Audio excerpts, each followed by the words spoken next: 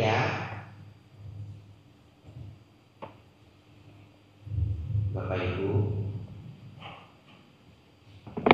hari ini kita belajar dhamma yang belum pernah saya bawakan di wihara lain. Ya, nggak ada yang di YouTube, belum ada. Pekalongan duluan. Ya. Yaitu apa? Jadi Bapak Ibu Saudara, hari ini harus khusyuk. Ya. Karena semua yang saya pelajari 90% nanti langsung dari Sang Buddha. Saya cuma pengisi suara. Ini semua ajaran Buddha langsung. Ya. Jadi Bapak Ibu Saudara, hari ini harus khusyuk. Hari ini puja bakti. Apa maksudnya puja bakti? Memuja dengan bakti kepada Sang Buddha. Betul ya? Ya, kita memuja ajaran Buddha, namanya puja bakti. Apa itu Bante yang ditulis? Ini tulis sendiri dengan pakai pen. Bapak Ibu pikir satu lembar? Tidak.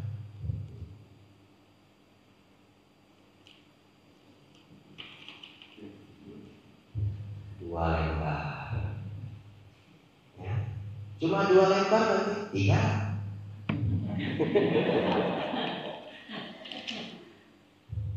3 lembar. 3 lembar tulis tangan. Sama PR tadi 3. Ya. Oh, masih ada sedikit. 80. Apa itu Bante? Ini menarik nih. Dhammapada. Ya, Dhammapada nomor 1 sampai nomor 80 saya pilihkan yang cocok aja. Jadi luar biasa Bapak Ibu ikut hari ini. Dhammapada kan ada 400-an. Anda sudah ambil 20%. Hebat ya. Nah, ini sudah 80.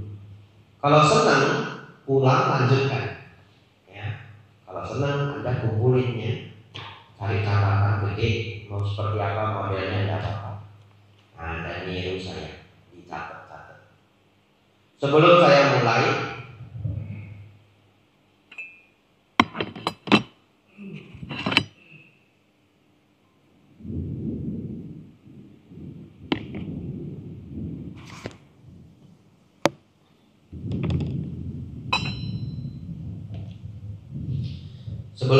Bapak Ibu Saudara, saya mau ceritakan kisah nyata yang menginspirasi saya untuk mengangkat Dhammapada ini. Ya. Kalau Anda belum ngerti Dhammapada itu apa Bante? Itu kitab kecil. Ya. Harusnya umat Buddha punya di rumah, terus dibaca-baca. Kalau dulu sering dibagi, ya, sekarang saya lihat sudah langka. Ya, sudah langka. Mungkin ada yang bergerak nanti untuk cetak lagi. Ya. Yang paling bagus itu dulu yang dicetak Bante di Tayangnya sebenarnya, warnanya merah. Ya, ada tulisan Sama Sayambu. Itu yang versi yang bagus. Kalau tidak salah ada Inggris, ada Mandarinnya. Ya, sama ada bahasa Indonesianya. Tapi Anda jangan khawatir. Saya 100% ngambil ini dari website Bante Utamo. Ya, Samagi Phala. Yang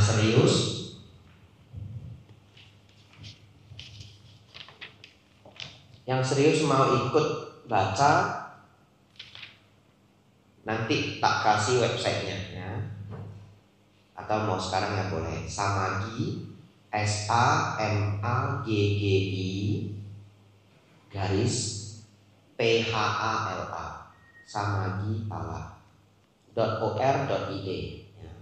Tapi gampangnya Bapak Ibu Saudara tulis aja Dhammapada dan Samagi Phala di Google ya, pasti muncul. Lalu Anda baca. Baik, ini kisah nyata. Saya pinjam cerita teman kita. Walaupun ini direkam tidak apa-apa, saya kasih tahu namanya ya, nggak ketemu juga orangnya. Ya, ini adalah murid Pak Baja saya, namanya Patrick, tinggal di Surabaya. Ya, murid kita Patrick ini, dia lulusan Amerika, Bapak Ibu. Ya, jurusan apa saya lupa. Dan selama dia di Amerika, dia berteman dengan seorang orang kulit hitam Amerika. Lalu punya cerita, temannya yang orang kulit hitam ini senang dengan ajaran Buddha. Unik ya? Ya. Lalu dia minta rekomendasi buku. Patrick memberikan dia Dhammapada. Tapi saking langkanya bagi dia, ya, karena dia nggak tahu lagi mau baca buku apa, dia cuma punya buku itu.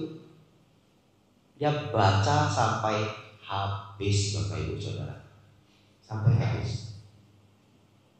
Jadi bayangkan, ketika sulit menemukan satu buku yang berharga, itu dibaca sampai habis. Lalu satu ketika dia mau barengan untuk pergi Pindapata, tapi mau nyari buku Pindapata tidak ada. Ya, mereka pergi ke wihara Kamboja atau Laos, ya, Kamboja atau Laos di Amerika, lalu berdana ke bikunya dengan bahasa yang saling tidak mengerti, Bapak Ibu. Ya, saling tidak mengerti, tapi akhirnya mereka berhasil. Harus Patrick yang menceritakan baru lucu ya. Saya ingat waktu Pak Baja, teman kita Patrick menceritakan ini, semua teman ini ketawa terbahak-bahak. Saya lupa bagian apa yang lucu itu, saya lupa. Ya. Tapi cerita ini menginspirasi ceramah kita hari ini. Bapak Ibu, ada 10 kitab suci yang bisa dikatakan sebagai kitab utama Sang Buddha. Saya ulangi ya, ada 10 kitab suci yang bisa dikatakan sebagai kitab utama ajaran Sang Buddha. Jadi kalau Bapak Ibu ingin belajar, sangat baik memulai dari 10 kitab ini dulu. Ya. Apa 10 itu? Tidak dihafal ya tidak apa-apa, kalau mau hafal ya bagus. Digha Nikaya, Majjhima Nikaya, Samyutta Nikaya, Anguttara Nikaya. Sudah 4 ya. Lalu 6 yang kecil. Ya, 6 yang kecil. Dhammapada, Theravada, Therigata, Ittipaka, Udana, Sutta Nipaka. Totalnya 10. Ya. Jadi kalau Bapak Ibu ingin belajar kitab suci, ya 10 ini. Ya, 10 ini. Mulai dari mana Bante? Dhammapada mulai. Setelah Dhammapada Bante, Anguttara Nikaya. Itu Anguttara Nikaya. Kalau yang bahasa Inggris setebal ini, 2000 halaman. Ya, bahasa Indonesia setebal ini. Ya, lebih boros bahasa Indonesia. Ya, setebal ini. Tapi kertasnya juga lebih tebal sih. Mungkin kalau pakai kertas yang tipisnya sama, mungkin cuma segini. Tapi kita di Indonesia nggak ada kertas yang tipis itu. Ya, Bante Ditayana pernah cari, beliau mau mencetak kitab suci, nggak ketemu. Itu sebetulnya produksi Finlandia. Ya, Finlandia itu penghasil kertas. Nah, kita belum punya kualitas itu. Bapak Ibu Saudara, Dhammapada lalu Anguttara Nikaya. Baru silahkan Anda baca mau yang manapun silahkan. Tapi favorit saya Majjhima Nikaya. Ya. Apa 10 tadi Bante ulang Bante? Oke, ulang boleh ya. Digha Nikaya, Majjhima Nikaya, Samyutta Nikaya, Anguttara Nikaya. 4 buku besar, 6 buku kecil. Dhammapada, Sutta Nipaka, Theragata, Therigata, Ittipaka, Udana. Ya, saya juga ngapalnya nggak urutan. Ya, yang penting ngapal. Ya, 10. Kalau Bapak Ibu rajin, setiap hari dibaca, habis kok ya 4 tahun. Baik, perjalanan 1000 mil dimulai dari langkah pertama. Betul ya? Perjalanan 1000 mil dimulai dari langkah pertama. Oleh karena itu, mari kita masuk nomor pertama, Dhammapada. Jadi semua kalimat ini hebat-hebat semua Bapak Ibu ya. Indah-indah semua. Saya sudah berjuang selama 2 hari terakhir ini agar Bapak Ibu mudah dinasehati, tidak keras kepala. Betul ya? Itu sudah 2 hari itu. Mudah dinasehati, jangan keras kepala. Nasihat yang berkualitas diambil, diserap. Nah ini saatnya Anda nyerap. Ya, malam ini Anda jadi spon cuci piring. Nah iya, Anda jadi spon cuci piring. Semua airnya diserap. Nah ini air kebijaksanaan. Nomor 1 Bapak Ibu, siap-siap. Terkenal sekali ini. Mungkin setengah dari ruangan ini pernah mendengar. Pikiran adalah pelopor dari segala sesuatu. Pikiran adalah pemimpin. Pikiran adalah pembentuk. Apabila seseorang berbicara atau berbuat dengan pikiran jahat, maka penderitaan akan mengikutinya. Bagaikan roda pedati mengikuti langkah kaki lembu yang menariknya. Bapak Ibu Saudara, Sang Buddha dengan pengetahuan dan kebijaksanaan beliau yang luar biasa, beliau memberitahu kita, ya, orang yang melakukan sesuatu dengan pikiran jahat itu tidak akan pernah bisa kabur dari penderitaan. Seperti roda pedati mengikuti langkah kaki lembu, ya. Jadi tidak bisa berpisahkan. Nomor 2 Bapak Ibu, ini berpasangan, namanya Yamaka Waga, syair kembar, ya. Jadi yang nomor 2 ini antonimnya. Pikiran adalah pelopor dari segala sesuatu. Pikiran adalah pemimpin, pikiran adalah pembentuk.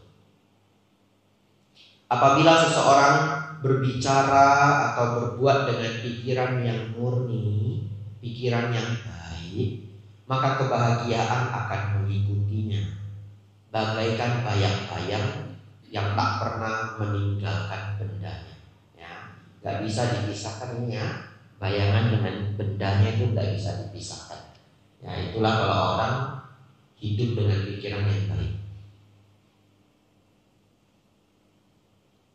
Benar gak ini Bang? Benar gak?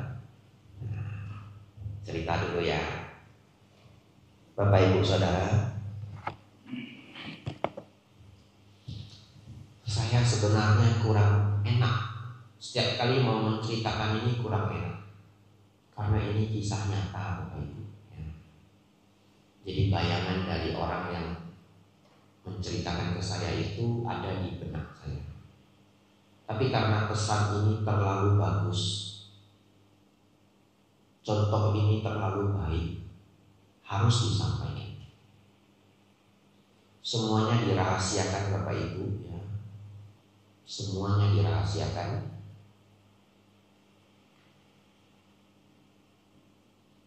Saya pernah bertemu seseorang ketika muda, dia miskin, dia sangat ingin kaya, ya, sangat ingin kaya. Lalu dia bertekad apapun akan dia kerjakan.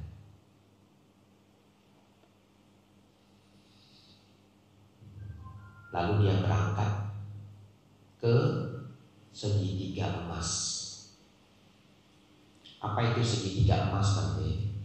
Saya tidak tahu pasti, tapi kalau tidak keliru itu perbatasan Laos, Kamboja, Thailand. Betul tidak? Laos, Kamboja, Thailand. Gak ada yang punya. Ya, jadi lahan itu gak ada negara yang punya. Biasanya untuk tempat penanaman kokain kalau zaman dulu. Ya, kalau sekarang nggak tahu. Orang ini pergi ke sana, Bapak Ibu bekerja, ya ikut mafia di sana. gaji tinggi, tetapi ada syaratnya. Disuruh apa aja harus kerja, nggak boleh nolak, apa aja.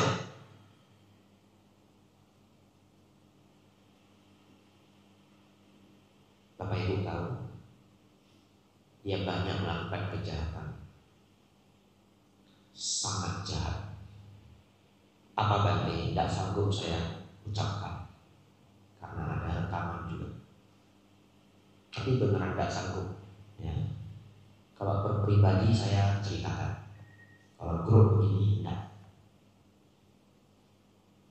Jual narkoba Bante lebih buruk. Ya. Membunuh Bante lebih buruk. Anda bayangkan lebih buruk dari membunuh. Begitu saya ucapkan, Anda nggak bisa maafkan orang ini. Beneran jahat. Beneran jahat.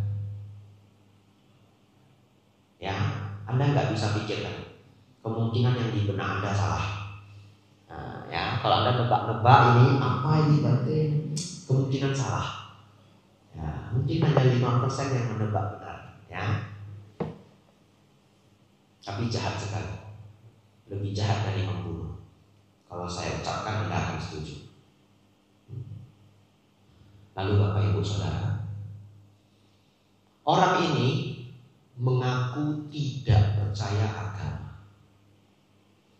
Ketemu saya suhu, saya tidak percaya agama. Tapi apa yang Sang Buddha katakan, kita baca lagi. Berbicara atau berbuat dengan pikiran jahat, maka penderitaan akan mengikutinya. Bagaikan roda pedati mengikuti langkah kaki lembu yang menariknya. Gak bisa pergi dari penderitaan, ya, gak bisa pergi. Bapak Ibu tahu apa yang terjadi? Dia tidak percaya agama toh katanya toh, tapi setelah tua tidak berani masuk kamar mandi, tidak berani naik bus, semua kendaraan umum gak berani. Beraninya cuma di rumah aja. Diajak jalan-jalan gak mau. Takut apa Bapak Ibu? Kematian. Kenapa dia takut kematian Bapak Ibu? Apa yang menghantuinya? Kejahatannya, betul ya? Iya, dia diikuti kejahatannya itu. Tapi katanya tidak percaya agama, betul ya? Kalau dia benar-benar tidak percaya agama, ya jangan takut, betul ya? Ya. Itu sering itu, saya ketemu orang sering, anak muda, takut hantu enggak? Enggak Bante, enggak takut hantu, saya pemberani. Mati lampu, teriak dulu aja. Ya toh? Nah, atau tempatnya gelap, silakan jalan. Bante duluan, Bante di depan aja. Tapi tidak takut hantu, bukan takut, tapi tidak enak Bante. Sangat sulit itu menipu diri sendiri, itu sangat sulit ya. Oleh karena itu Bapak Ibu, saya sudah ketemu sendiri. Ya, nggak boleh tahu nama, tempat apa, nggak boleh. Bapak Ibu Saudara, bahkan orang yang mengaku tidak percaya nggak bisa kabur dari kejahatannya. Ya. Oleh karena itu Bapak Ibu Saudara, praktekkanlah yang nomor 2. Pikiran yang baik, yang murni, maka kebahagiaan akan mengikuti. Bagaikan bayang-bayang yang tak pernah meninggalkan bendanya. Ya. Saya pernah mimpi mati Bapak Ibu ya. Sudah jadi biku, masih satu wasa, belum berangkat ke Thailand. Jadi saya hafal itu saya masih satu wasa. Saya di kota Medan Bapak Ibu ya, kampung halaman sendiri. Lalu di ruko ada umat beli ruko Bapak Ibu Saudara, grup ya. Ini grup bukan umat, grup. Kalau tidak salah nama grupnya Medan Charity Group ya. Mereka beli ruko. Rukonya sebagian dijadiin panti asuhan, sebagian dijadiin kuti untuk para biku. Semua biku dari aliran mana aja boleh numpang. Ya, jadi sebenarnya saya kalau ke kota Medan nggak takut diusir wihara, nggak takut. Ya, Tapi nggak ada lah wihara yang mengusir ya. Atau bahasa yang lebih lembut, nggak takut kalau wihara kutinya penuh. Ya, karena ada satu kuti yang kalau dalam bahasa Mandarin kata Bante Hikayanyo adalah wihara 4 penjuru. Ya, artinya biku siapapun boleh numpang, Mahayana, Theravada, Tantrayana. Bapak Ibu Saudara, tapi lebih sering yang numpang yang Theravada. Bapak Ibu Saudara, pada saat itu semua biku enggak ada di tempat, sisa saya. Tahu kenapa? Semuanya ke Danau Toba. Bante kok enggak ikut, Pak, saya dari Medan, yang enggak usah ke Danau Toba lagi. Ya, saya dari Medan. Lalu yang kedua, teman-teman saudara kan mau ketemu toh kalau saya pulang ke Medan, jadi saya sendiri. Ya sama ya, para biku sering sendiri juga. Bapak Ibu, malamnya ini saya percepat ya karena pelajaran kita masih banyak. Malamnya Bapak Ibu saya mimpi ya. Saya mimpi ada anak kecil tenggelam.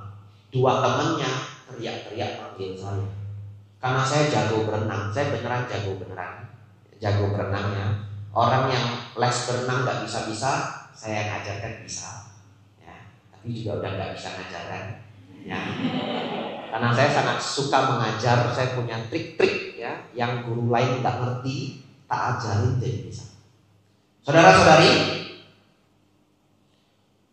dengan kepedean, dengan confidence, keyakinan diri, saya langsung loncat ke sungai mau nolong anak itu. Tapi begitu saya loncat ke dalam, namanya mimpi ya. Begitu saya loncat ke dalam, saya sudah dicekek dari belakang sama anak kecil. Lalu 2 lagi, kaki kiri, kaki kanan. 3 anak kecil dicekek, nggak bisa naik, nggak bisa. Mereka tertawa, terbahak-bahak, bahagianya minta ampun. Namanya anak kecil ya, bahagia mereka. Pada saat itu saya nggak bisa ngapa-ngapain lagi, nggak bisa. Saya tahu saya pasti mati. Dan apa yang terjadi? Sama sekali tidak ada gejolak batin. Saya baca Namo Tassa Bhagavato Arahato Sama Sambuddhassa untuk siap-siap mati ya. Jadi Bapak Ibu, dengan penuh keteguhan saya nutup mata, baca Namo Tassa Bhagavato, saya terbangun. Tapi kalau mau dibilang nggak takut, ternyata enggak. Karena setelah bangun saya kan setelah bangun baru tahu ya, ini sudah bangun ini. Simulasi kematian ya. Tapi saya senang. Ternyata saya sudah pasrah aja. Kalau mati ya mati. Betul ya? Bapak Ibu Saudara, tidak ada kegelisahan saya menghadapi kematian di simulasi mimpi itu. Apalagi sekarang saya sudah 8 wasa ya. Cukup sering ada umat mengabarkan Anumodana Bante ya, ceramahnya. Ini kisah nyata tapi tidak boleh kasih tahu orangnya. Sudah 3 yang lapor ke saya mau bunuh diri batal dengar ceramah Dhamma di YouTube ya. Ya, sudah 3 yang lapor, yang lain belum lapor, yang tidak usah lapor juga ya, tidak usah lapor juga. Saya ikut bahagia orang bisa lewat dari kekelaman yang sangat menyedihkan. Saudara-saudari, semoga dari cerita ini Anda sangat termotivasi untuk tidak berbuat jahat, senang berbuat baik. Lanjut ya. Ini sampai nomor 80 Bapak Ibu, sudah mau jam 8, berarti pulangnya jam 1 malam. Ya, yang nomor 3 bagus Bapak Ibu ya, konsentrasi ya. Jangan ngantuk ya. Ia menghina saya. Ia memukul saya. Ia mengalahkan saya. Ia merampas milik saya. Selama seseorang masih menyimpan pikiran seperti itu, maka kebencian tidak akan pernah berakhir. Ya, Dhammapada nomor 3. Seperti yang saya katakan kemarin, Bapak Ibu punya kebencian, tolong dibuang. Ya, tolong dibuang. Itu PR kita masing-masing. Tapi Bante dia dulu mukul saya. Ini kata Sang. Ia menghina saya, ia memukul saya, ia mengalahkan saya, ia merampas milik saya.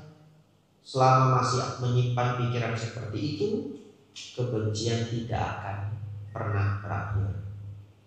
Lanjut Bapak Ibu, Dhammapada 4. Jika seseorang tak lagi menyimpan pikiran-pikiran seperti itu, maka kebencian akan berakhir. Ya. Dhammapada 5. Kalimat saya tidak selalu lengkap Bapak Ibu ya. Ini versi yang saya simpelkan, tapi sudah yang terbaik untuk kegiatan malam hari ini. Nomor 5, Dhammapada 5. Kebencian tidak akan berakhir. Ini bagus, ini terkenal Bapak Ibu ya. Dhammapada 5. Kebencian tidak akan berakhir apabila dibalas dengan kebencian. Tetapi kebencian akan berakhir apabila dibalas dengan tidak membenci. Inilah satu hukum abadi ya. Jadi Bapak Ibu Saudara, kalau Anda benci beneran, tidak ada gunanya balas membenci ya. Tidak ada habisnya. Terus gimana Bante? Udah, menghindar saja dulu. Menghindar kan bukan membenci, betul ya? Diam aja dulu, pergi aja dulu, atau legowo, nerimo. Yang penting jangan balas membenci. Kalau balas membenci tidak akan pernah usai ya. Tapi kalau Bapak Ibu diganggu, negur boleh nggak? Boleh ya. Saya cerita satu hal ya. Kisah Ajahn Brahm. Kita sudah nomor 5 ya. Dilingkari dulu, nanti lupa.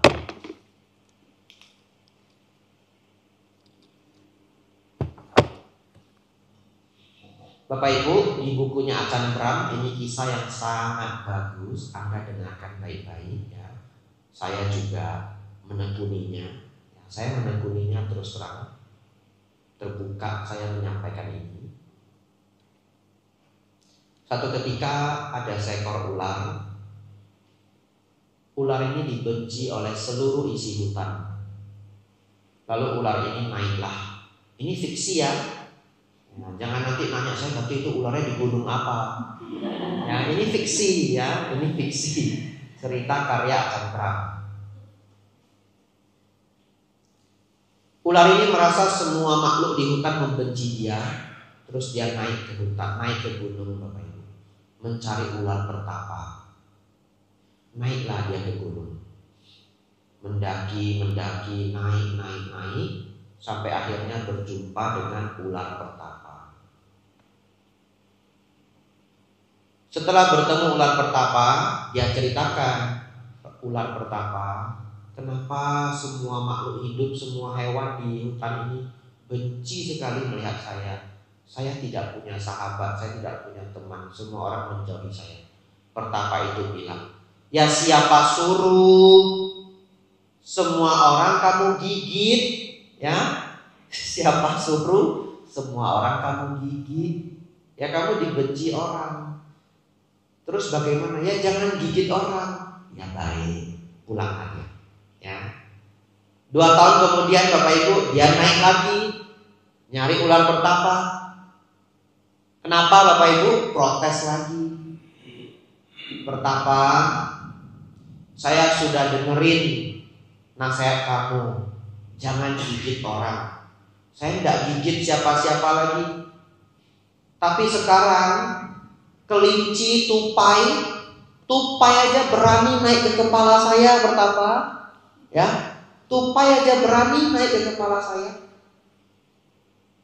Kelinci berani nginjak-nginjak badan saya. Saya harus bagaimana? Lalu pertapa itu bilang, saya kan bilang jangan menggigit. Saya kan tidak bilang jangan mendesis. Ya. Oleh karena itu Bapak Ibu Saudara, mendesis yang boleh, jangan menggigit. Jadi kadang saya mendesis juga Bapak Ibu ya. Iya. Apa maksudnya mendosis berarti ya kalau ada yang keliru kita tegur. Kalau ada yang saya tidak cocok, saya kasih tahu. Saya tidak cocok yang begini. Ya, jadi tidak apa-apa. Bapak Ibu jadi orang tua boleh nggak negur anaknya? Ya boleh. Kalau dia keliru dikasih tahu. Ya, tapi jangan gigit, ya, jangan mukul, ya, tapi tegur.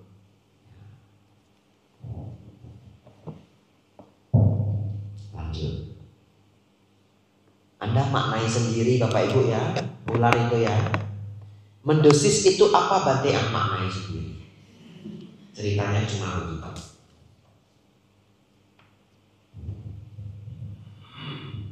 Nomor 6. Bagus ini ya. Dalam pertengkaran mereka akan binasa. Yang dapat menyadari kebenaran ini akan segera mengakhiri semua pertengkaran. Nasihat Sang Buddha Dhammapada nomor 6. Bapak Ibu yang punya pertengkaran segera hentikan ya. Karena Sang Buddha mengatakan dalam pertengkaran mereka akan binasa. Minum dulu Bapak Ibu ya. Sudah 6 kita.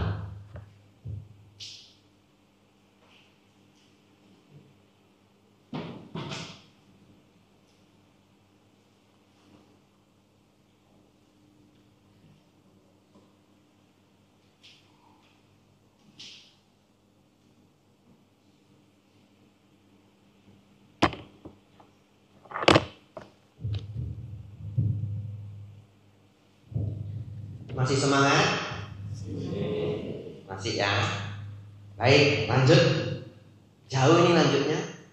Nomor 18. Loncat kita Bapak Ibu ya. Konsentrasi. Di dunia ini ia bahagia. Di dunia sana ia bahagia. Pelaku kebajikan berbahagia di kedua dunia itu. Ia akan berbahagia ketika berpikir aku telah berbuat bajik. Dan ia akan lebih berbahagia lagi ketika berada di alam bahagia. Dhammapada 18. Kalau Anda suka syair ini silakan Anda catat di handphone. Dhammapada 18. Nanti bisa dibaca lagi. Pelaku kebajikan berbahagia di kedua dunia itu. Ia akan berbahagia ketika berpikir aku telah berbuat bajik. Dan ia akan lebih berbahagia lagi ketika berada di alam bahagia. Ya, jadi Bapak Ibu Saudara yang senang berbuat kebajikan, kadang-kadang muncul pemikirannya, ya, saya sudah rajin berbuat kebajikan. Dan pemikiran itu tidak keliru. Ya, Sang Buddha juga mengatakan, ketika berpikir aku telah berbuat baik, aku telah berbuat bajik, ia akan lebih berbahagia lagi. Ia akan berbahagia ketika berpikir aku telah berbuat bajik. Dan akan lebih berbahagia lagi ketika berada di alam surga.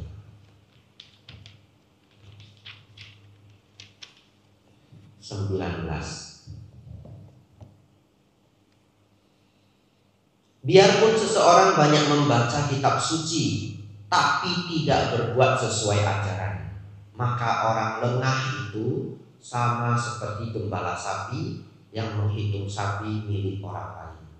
Ia tidak akan memperoleh manfaat kehidupan suci.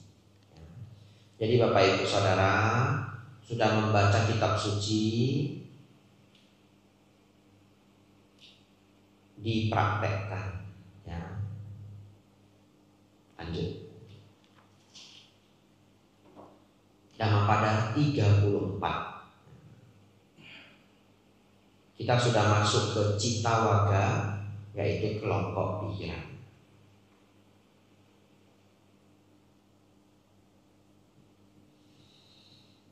Bagaikan ikan yang dikeluarkan dari air dan dilempar ke atas tanah, pikiran itu selalu menggelepar Karena itu cengkraman dan marah harus ditaklukkan.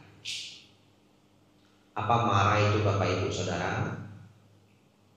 Marah itu punya beberapa artinya. Yang pertama, marah artinya kematian.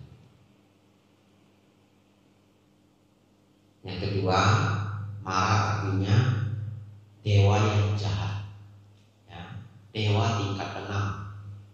Dewa ini tidak suka kalau ada orang berlatih dharma. Dia tidak suka. Apa alasannya? Karena kalau orang berlatih dharma itu bisa lahir lebih tinggi dari dirinya. Ya, jadi marah itu akan mengganggu orang yang praktek dharma dengan serius. Ya.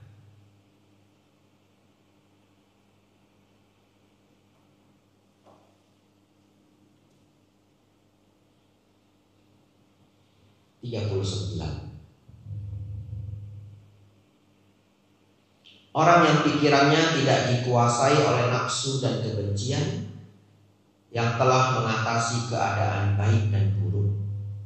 Di dalam diri orang yang selalu sadar seperti itu, tidak ada lagi ketakutan. 43. Yang ini bagus Bapak Ibunya. Bukan pertolongan ibu, ayah, ataupun sanak keluarga, namun pikiran yang diarahkan dengan baik yang akan membantu dan mengangkat derajat seseorang.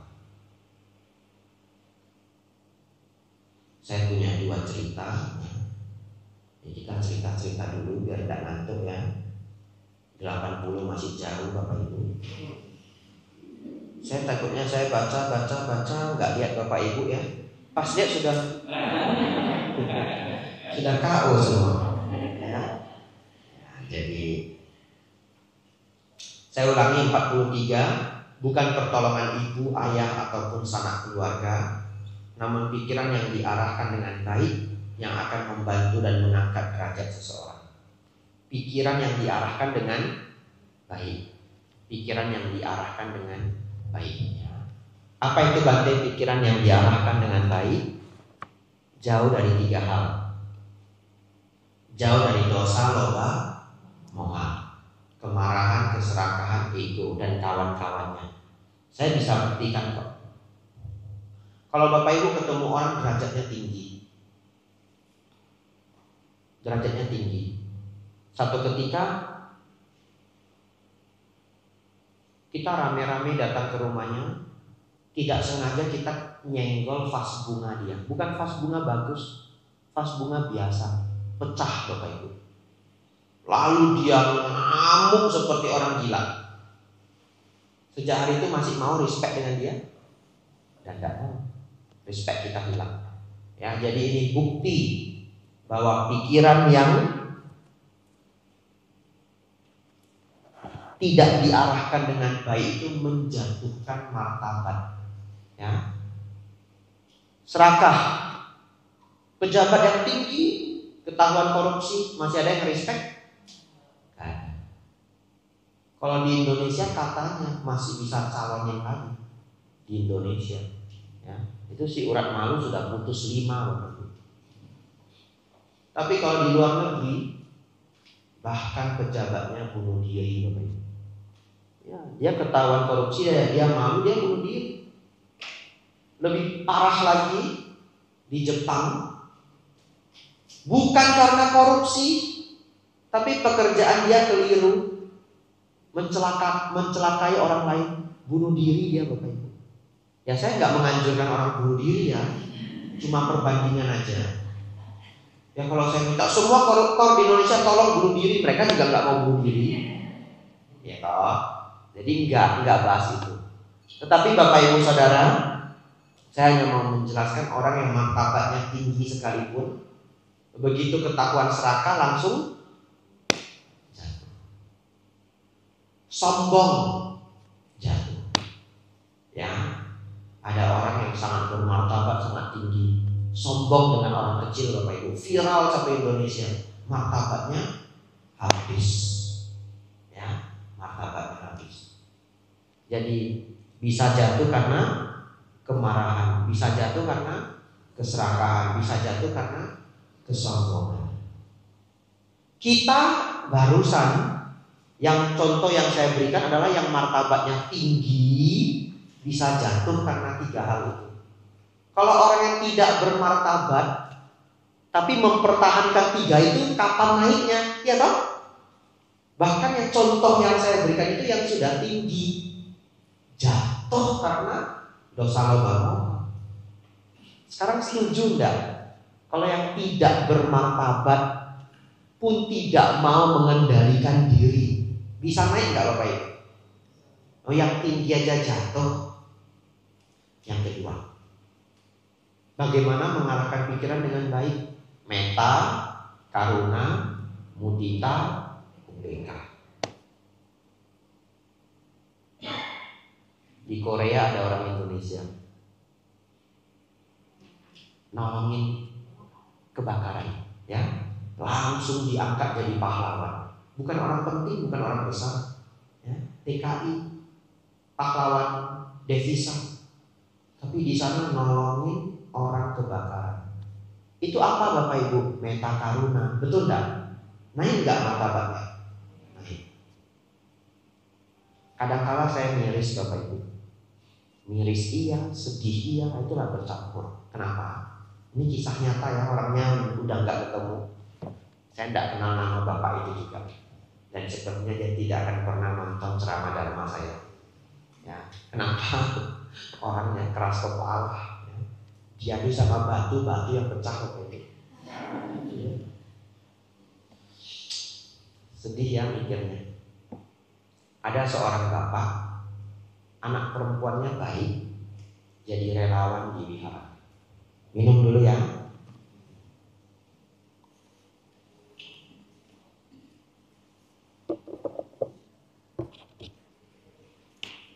Anumodana. Diisiin lagi biar lembur ya. Kalau habis airnya kan KB sata bon.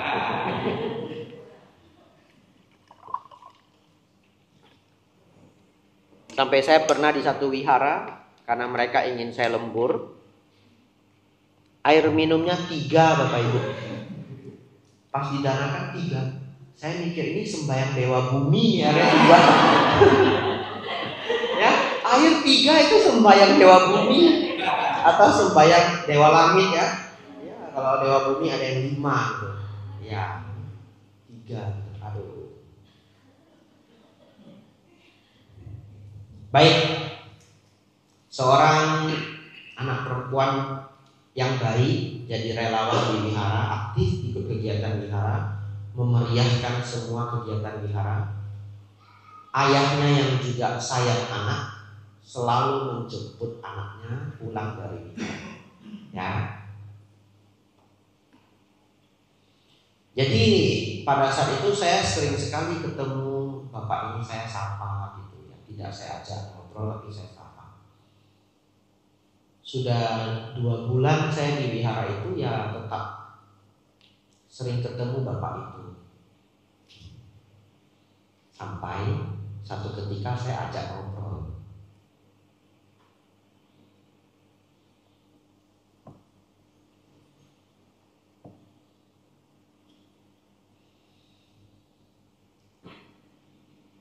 Ada detail yang tidak enak mau saya sampaikan, tapi karena nggak ada namanya, nggak ada alamat, ya, orangnya juga tidak ketemu lagi. Ya, bapak ini terlihat ekonominya tidak baik-baik saja, gitu ya. Ya, itu detail terbaik yang bisa saya berikan. Jadi saya ajak bicara dengan harapan adalah yang bisa saya bagi, gitu ya. Ya, ada yang bisa saya share gitu.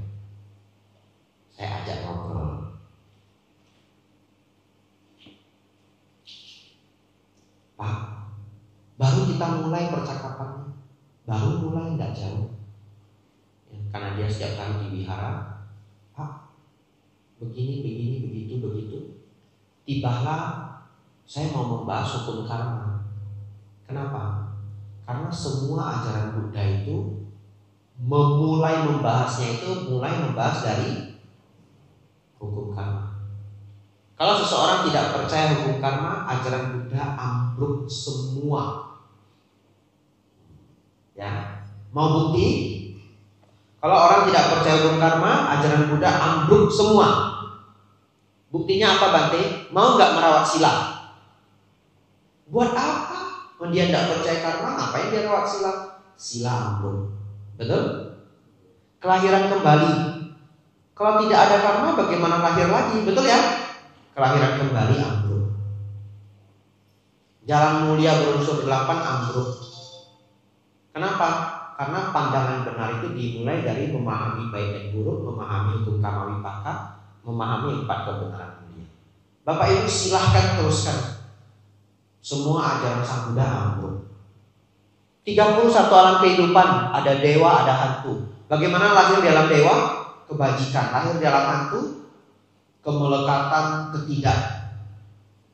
ketidakbajikan. Kira-kira begitulah bahasanya yang sulit itu ya. Tanpa kebajikan, lahir sebagai hantu. Berarti yang bekerja apa? Hukum karma. Tidak ada hukum karma, ambruk semua. Jadi saya ketemu Bapak ini dengan hati bahagia. Saya yang sangat pelit waktu ini, tapi dulu belum pelit waktu. Sekarang sudah pelit waktu ya. Saya yang rodo pelit waktu ini mau ajak Bapak itu ngobrol, kasih pengertian yang bagus, yang baik, yang mudah-mudahan bisa menginspirasi hidupnya. Ya, kenapa? Ya tambahan saja, sudah direkam saya nggak enak. Saya merasa pantas juga menyampaikannya, ya, karena dulu saya sangat pintar berdagang. Satu angkatan kelas saya, gaji atau pendapatan bulanan, saya selalu di atas semua teman saya, kecuali yang dapat warisan. Dapat warisan kita nggak bisa fight dong, fair ya? Ya, saya survei semua satu angkatan yang kita tidak meneruskan usaha keluarga, bukan dari warisannya, 0 bulat. Fight, saya selalu top. Jadi saya tahu saya berhasil. Kenapa? Kalau mau membandingin berhasil sama teman sekelas, fair ya? Ya. Tapi yang meneruskan usaha keluarga juga hebat. Tapi dia fight-nya sama yang sama-sama meneruskan usaha keluarga, gitu ya. Mereka Liga Champion gitu. Nah, kita provinsi lah, gitu ya. Mereka Liga Champion. Ada teman saya yang wariskan perusahaan pupuk papanya. Ada hebat. Sangat hebat orangnya, sangat senang dharma juga ada. Nah dia fight-nya sama yang pegang toko obat ya, pegang ekspor impor. Kita liga lokal, provinsi. Saudara-saudari, tahu enggak? Baru mulai ngobrol, sesungguhnya ajaran Sang Buddha itu yang paling penting itu Pak, hukum karma. Bapaknya langsung nyeletuk. Gak percaya saya, Bante hukum karma? Baru mau mulai ngobrol. Gak percaya saya. Mana ada itu hukum karma? Saya bingung, harus bagaimana saya bingung. Jadi yang Bapak percaya itu bagaimana? Yang gak ada. Hukum karma itu gak ada. Iya Pak. Nah iya saya gak jadi ngobrol Bapak itu. Putus sudah. Ya itulah saya sebut orang keras kepala. Harusnya kalau kita bisa ketemu orang lain Bapak Ibu ngobrol, jangan ngobrol rugi.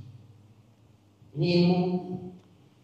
Jadi orang jangan ngobrol rugi, harus ngobrol untung. Harus ngobrol untung.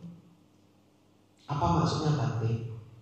Datang ke Pekalongan, ketemu penjual kain, tanyain, katun itu kok bisa ya sama-sama katun tapi kualitasnya beda? Nah iya toh, karena saya tidak tahu. Oh iya Bante, ada yang katun alami Bante. Sama-sama saya beda negara produksi, beda kain. Jadi kualitas pohonnya, kualitas katunnya, sama ada yang dicampur polister juga Bante. Apa itu polister Pak? Plastik, sejenis plastik. Ya dia tetap tulis 100% katun, tapi ya nggak tahu pegangnya ada terasa plastiknya. Ini contoh aja Bapak Ibu, saya mah ngarang, saya bukan orang Pekalongan, betul ya?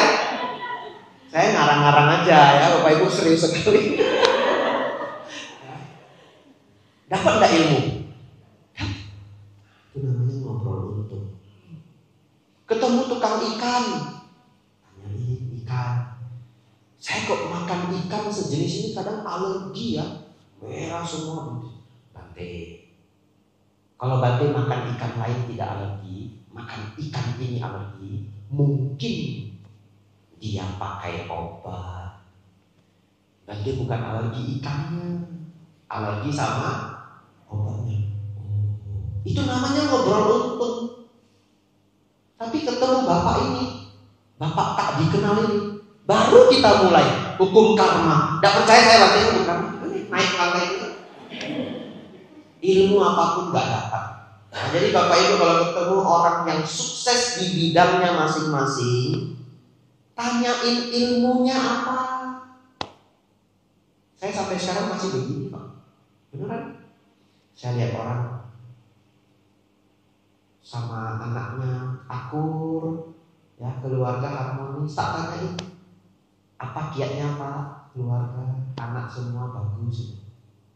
Ya saya didik Bante dari kecil seperti main wayang Bante.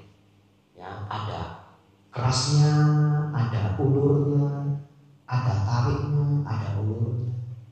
Kadang saya tegur, kadang dia salah saya maafkan.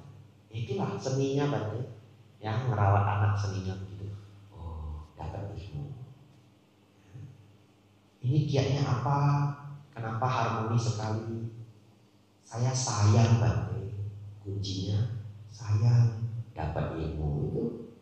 Jadi Bapak Ibu aplikasikannya, namanya ilmu ngobrol untung. Saya pintar masak juga Bapak Ibu, tak kasih ilmu satu. Iya, udah nggak boleh masak, ilmunya tak turunin. Anda mau masak nasi goreng, bagusnya pakai nasi bekas semalam, betul? Jadi ilmu klasik toh. Kalau waktunya nggak cukup gimana? Anda masak nasinya, taruh minyak makan sedikit pas masak. Iya, kasih minyak makan sedikit. Nasinya itu nggak lengket karena ada minyaknya. Nasinya bulat bagus. Nah, masakkan nasi goreng. Besok janain, Anda ya. Jangan ya, nggak boleh kasih kode-kode Bapak Ibu ya. Udah dilarang Sang Buddha, betul. Biku nggak boleh ngasih kode ya. Jadi kalau bikunya sudah bilang nasi goreng, besok umat bawa nasi goreng, jangan makan.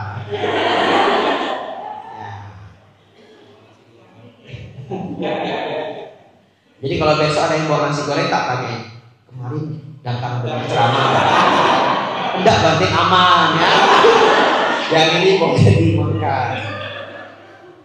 Ya, jadi saya sangat menyarankan Bapak Ibu punya ilmu namanya ngobrol untung sama siapapun. Lanjut ya. Ya, Bapak tidak dikenal itu akhirnya menyumbangkan kisah Dharma. Ya. Judulnya Bapak Keras Kepala.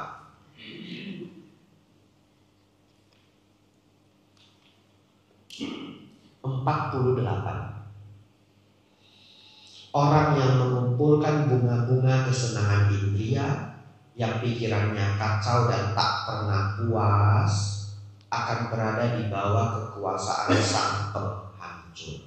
Ya, jadi Bapak Ibu, orang yang tidak pernah puas akan di bawah kekuasaan sang penghancur.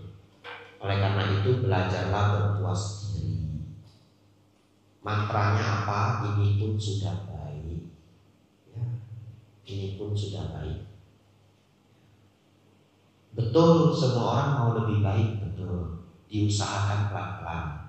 Tapi yang saat ini pun sudah baik.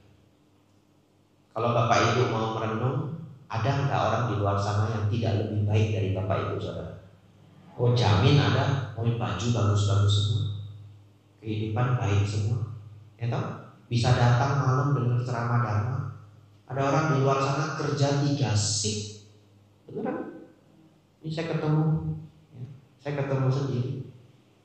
Kasihan sekali, kerja banting tulang demi anak. Mana punya privilege? Privilege artinya hak istimewa, ya. Mana punya privilege ikut dengar dharma begini?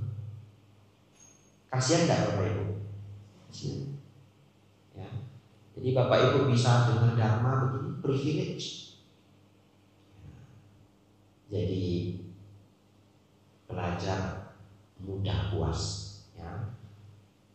Kalau masih sulit, setiap hari sebelum tidur nyari satu hal yang bisa kita syukuri, ya. Nyari satu hal yang bisa kita syukuri.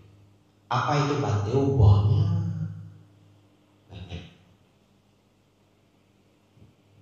Mata masih terang Bapak Ibu? Ada orang di luar sana tidak lagi bisa melihat, ada?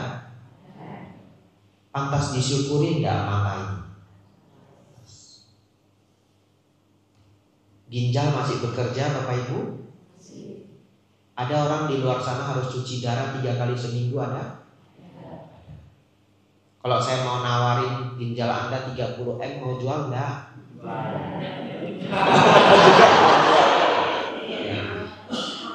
Sepasang, nah tak ganti pertanyaannya ya. Untung saya pinter juga ya. Kan tadi belum sebut jumlahnya ya. Nah, kalau ada yang mau beli ginjal Bapak Ibu sepasang 30M, jual enggak? Enggak ya. Kalau satu ada yang jual lagi. Ya, belum tentu jual ya. Ya, belum tentu jual. Sudah yakin, tapi ketika dijelaskan dokter, Bapak harus tanda tangan ini ya. Bapak seumur hidup sudah tidak boleh ngangkat berat ya. Kenapa? Ya badan sudah lemah. Bapak kalau komplikasi bisa sakit kena organ yang lain, tidak boleh menuntut rumah sakit ini. Kenapa? Iya dijelaskan satu-satu. Gak jadi dah, maaf dokter, pulang saya. Ya. Yang mau jual ginjal itu yang udah bohwat banget, makan udah susah itu. Nah itu mau dia jual ginjal di luar negeri, bahkan di dalam negeri. Atau mohon maaf, yang kurang bijaksana, ya. Dulu masuk berita anak sekolah ganti iPhone ya, ginjal diganti iPhone Bapak Ibu Saudara. Aduh, nggak ngerti lagi saya. Amsyong. Ya, jadi Bapak Ibu Saudara nanti sebelum tidur renungkan ya, Anda bawa 15M di kanan, 15M di kiri. Enak tidur.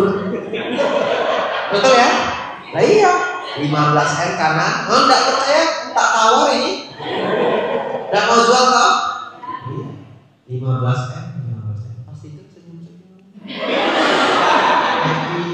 Kalau suaminya enggak ikut damakas, istrinya enggak ikut damakas, kamu senyum-senyum. Rumah sudah pulang dari ya.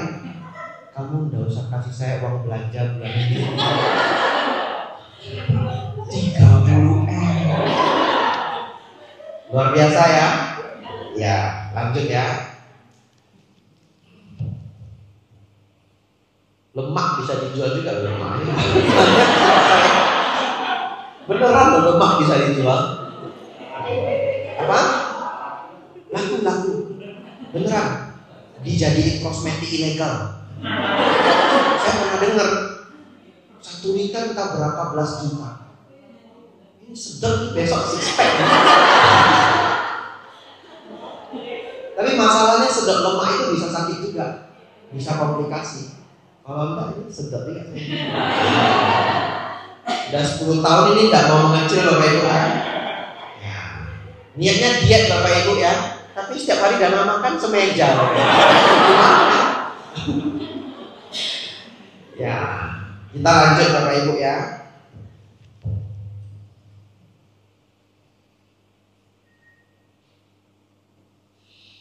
(54) Dhammapada 54. Harumnya bunga. Ini terkenal ya, silakan catat kalau yang senang. Harumnya bunga tidak dapat melawan arah angin. Begitu pula harumnya kayu cendana, bunga tagara dan melati.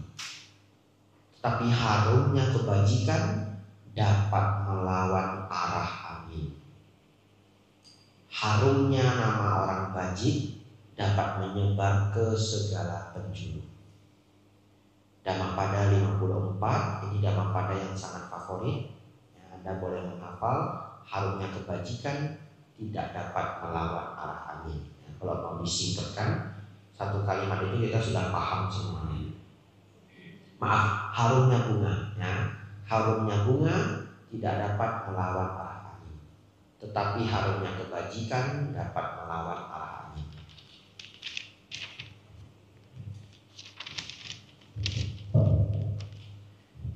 (56) Bapak Ibu, tidak seberapa harumnya bunga tagara dan kayu cendana, tetapi harumnya mereka yang memiliki sila dan kebajikan menyebar sampai ke surga.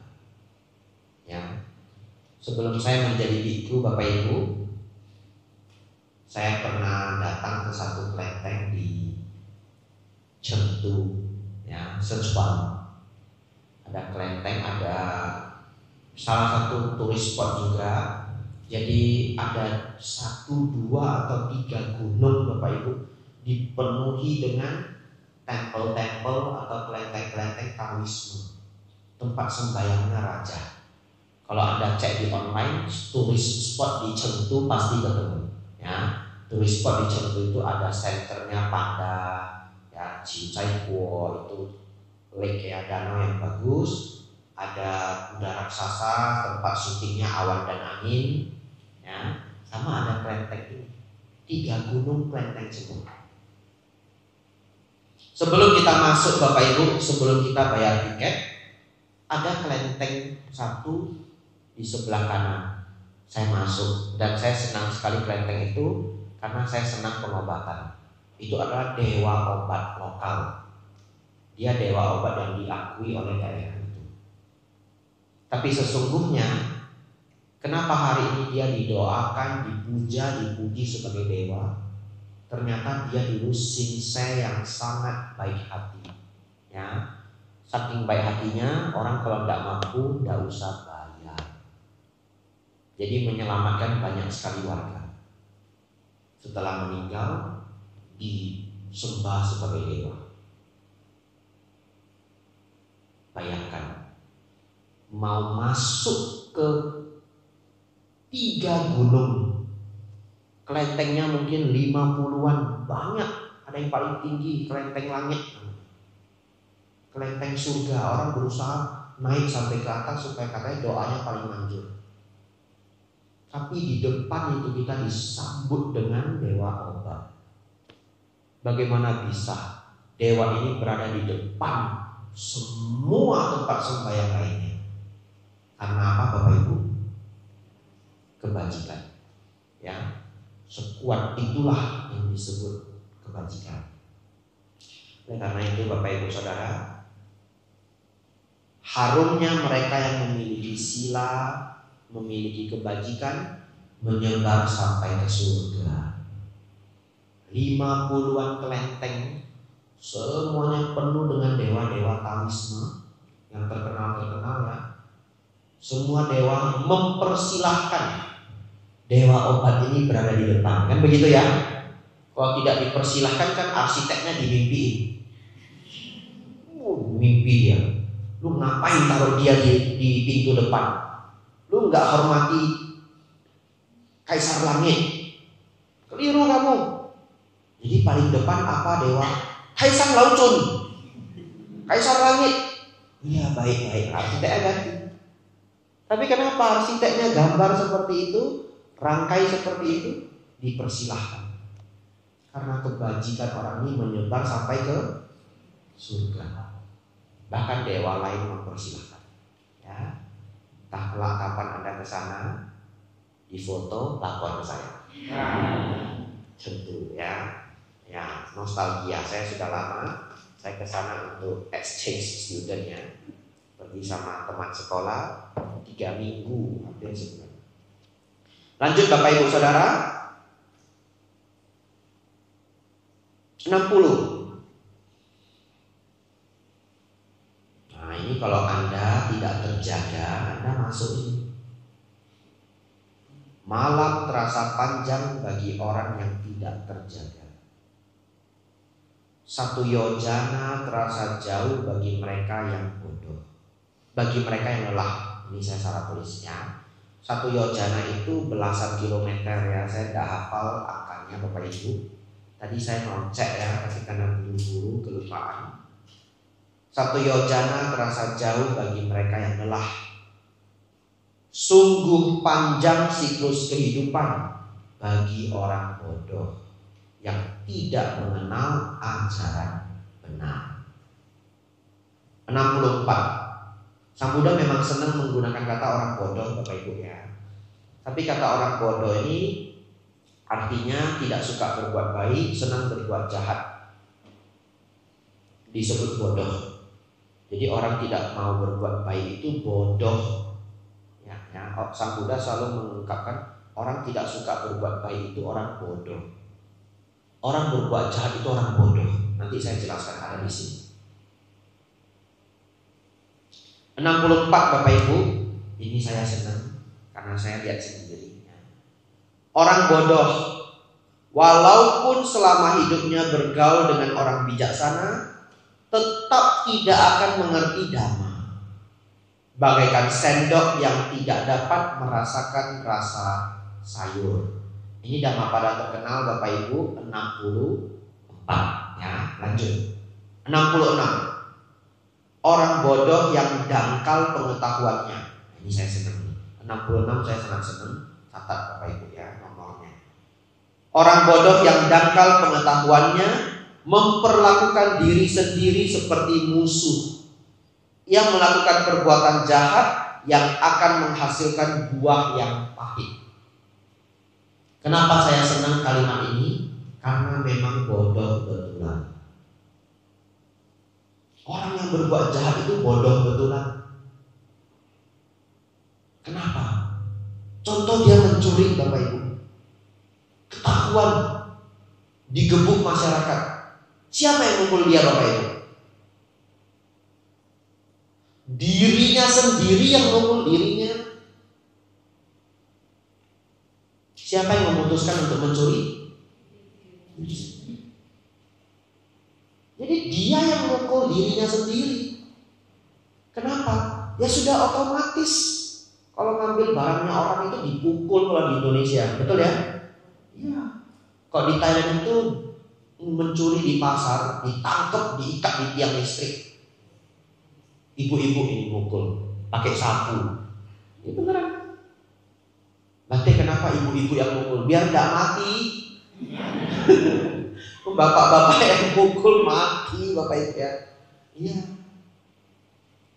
Orang yang kerja baik-baik lalu nyuri uang perusahaan, dipecat secara tidak hormat masuk koran. Siapa yang sebenarnya menjatuhkan dirinya? Diri sendiri. Perusahaan itu kan sistem, betul ya? Gak ada yang salah. HRD berarti enggak. HRD ada itu SOP. HRD ada SOP, dia hanya bekerja sesuai dengan tanggung jawabnya. Itu adalah sistem. Jadi sebenarnya yang menjatuhkan dirinya sendiri adalah dirinya sendiri. Apalagi kalau kita mengerti hukum karma. Sekarang kita mengerti hukum karma. Ini gak ada yang dia masuk kantor. Bodoh enggak Bapak Ibu? Bodoh. Itu sama dengan mukul diri sendiri. Kalau orang mengerti dharma, gak ada yang lihat, gak ngerti.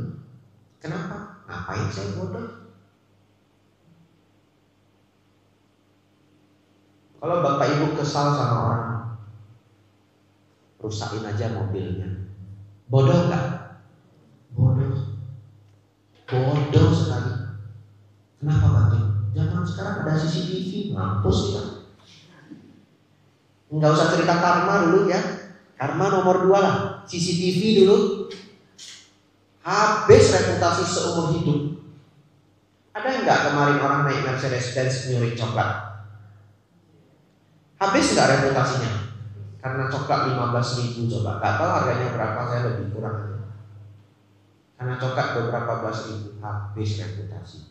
Bodoh atau pinter Bapak Ibu? Bodoh.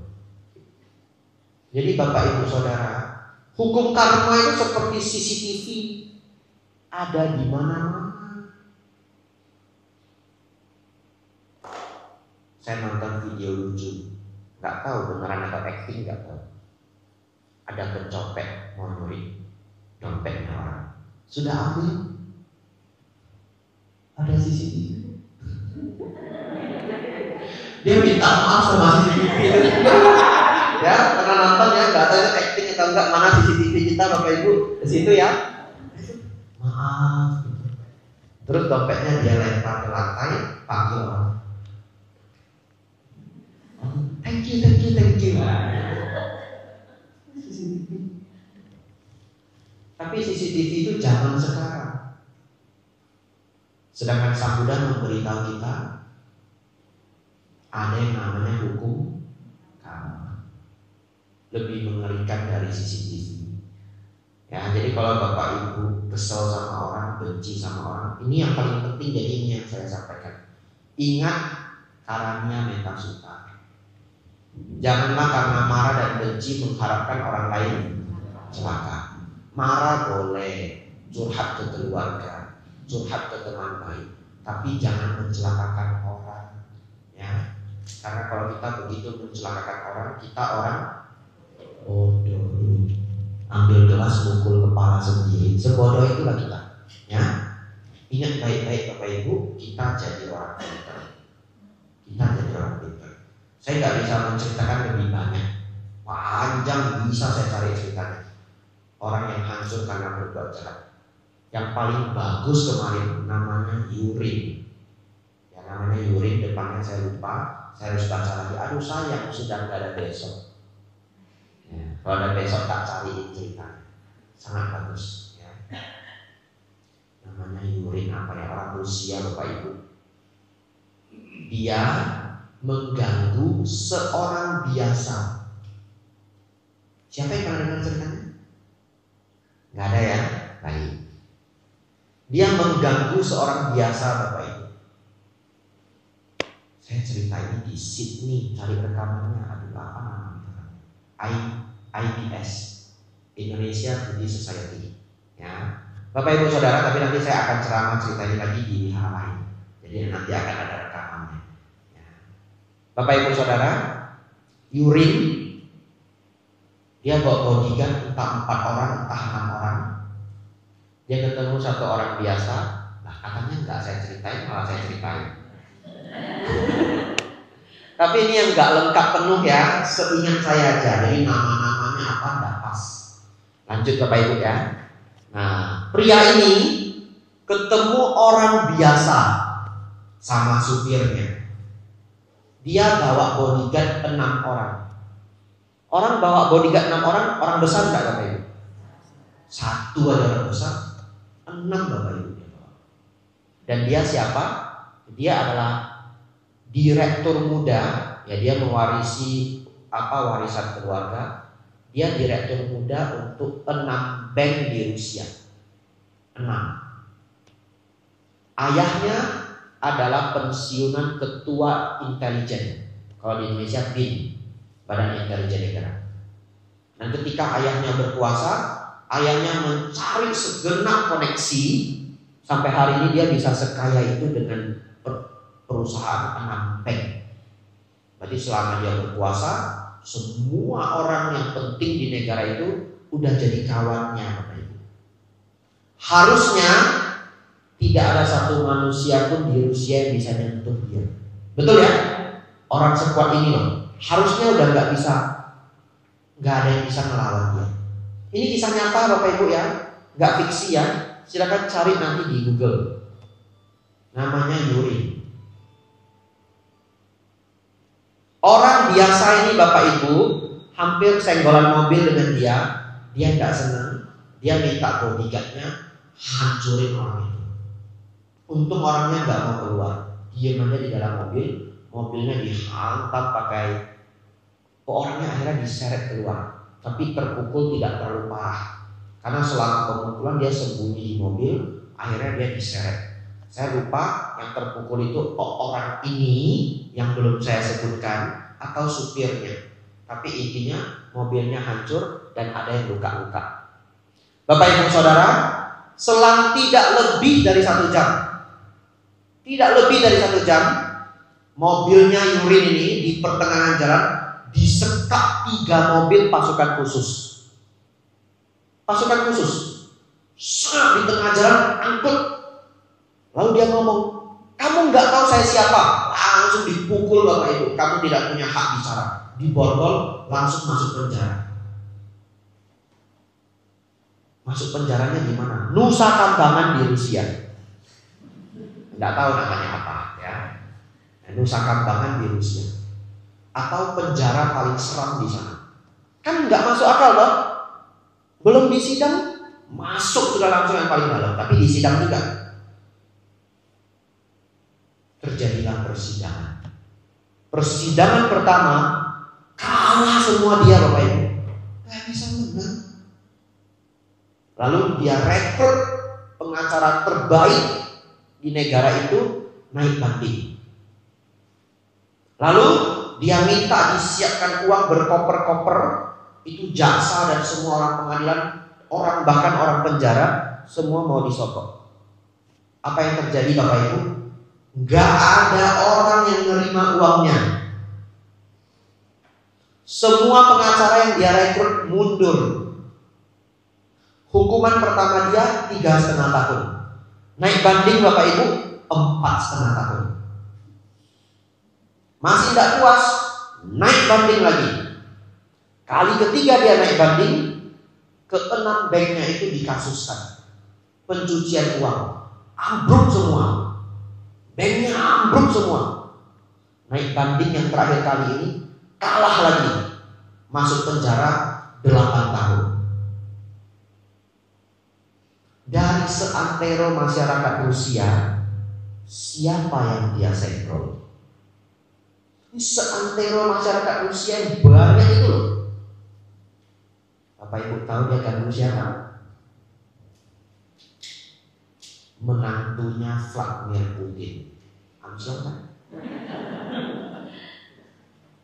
Menantunya Vladimir Putin Bapak Ibu. Siapa itu Tante? Presiden Rusia. Sudah berapa tahun dia menjabat Bapak Ibu? Cek Google ya. Mungkin ada 20 tahun loh ya. Ya, sepertinya Vladimir Putin dan Xi Jinping ini nggak turun-turun. Ya, karena di sistem mereka nggak ada masa jabatan, nggak ada batas. Selama terpilih lagi ya naik lagi. Dan kenyataannya ya negara mereka bagus-bagus saja. Ya, sistemnya negara. Pertanyaan saya, kita nggak usah cerita Rusia, Pekalongan aja. Kesempatan kita ketemu anaknya, menantunya presiden itu berapa persen coba? Anggaplah menantunya presiden tinggal di Pekalongan. Kan nggak mungkin ketemu loh. Nggak mungkin lah ketemu. Ketemu dia Bapak Ibu. Namanya jackpot. Jackpot kesialan. Dan dia berpikir, kenapa dia berani hancurin orang itu? Bapak Ibu tahu kenapa? Karena orangnya tidak bawa bodyguard. Dan dia berpikir, di negara ini orang yang tidak bawa bodyguard tidak mungkin menang lawan saya. Ngerti tidak maksudnya? Kalau anaknya menteri bawa bodyguard kan? Ya minimal 1 atau 2. Betul ya? Jadi kalau orang bawa bodyguard walaupun 1 walaupun 2, mungkin dia nggak mau separah itu. Tapi ini orang cuma bawa supir. Dia bawa bodyguard 6. Di Indonesia aja saya nggak pernah ketemu umat bawa bodyguard 6. Beneran? Kalau 2 pernah. Beneran? Kalau 2 pernah. Umat juga datang ke wihara Mendut, bodyguardnya 2. Berstatus lagi. Statusnya apa nanti nggak boleh tahu. Ada rekaman. Ya. Hati-hati, ada rekaman. Tapi dua yang jaga orang ini, umat Buddha kita sendiri. Yang dua ini berstatus. Anda ngerti lah kata berstatus ya. Ada rekaman. Jadi Bapak Ibu, Bodhiga dua saya pernah ketemu. Iya. Oleh karena itu Bapak Ibu, saya ingat kata-kata Bhante Panyawaro. Beliau selalu mengatakan, janganlah meremehkan kebaikan walaupun kecil. Janganlah meremehkan kebaikan walaupun kecil. Itu kalimat favorit Bhante Panyawaro. Malam hari ini saya tambahkan, jangan meremehkan kejahatan walaupun kecil. 6 bank itu bisa habis semua. Cari ceritanya ya, seru. Namanya Yurin, kisah nyata. Itu nomor 66 Bapak Ibu ya. Orang bodoh yang dangkal pengetahuannya memperlakukan diri sendiri seperti musuh. Ia melakukan perbuatan jahat yang akan menghasilkan buah yang pahit. 4 terakhir Bapak Ibu ya. 4 terakhir. Sepertinya malam ini tidak perlu tanya jawab ya. Jadi kita belajar sampai habis. Ya sudah, cukup. Lanjut. 73. Ini bukan untuk Bapak Ibu. Ini numpang rekaman. Biar yang lain dengar. Entah kapan, semoga ada yang tergugah. Nomor 73. Seorang biku yang bodoh menginginkan ketenaran yang keliru, ingin menonjol di antara para biku, ingin berkuasa dalam wihara-wihara, dan ingin dihormati oleh semua keluarga. Dhammapada 73, Sang Buddha menyebut biku yang bodoh ya. Jadi seperti yang saya sampaikan kemarin, Bapak Ibu pilih guru yang baik. Memilih guru itu tidak salah. Karena hari ini kita dapat nomor 73. Ada biku yang bodoh ya. Kenapa biku ini bodoh?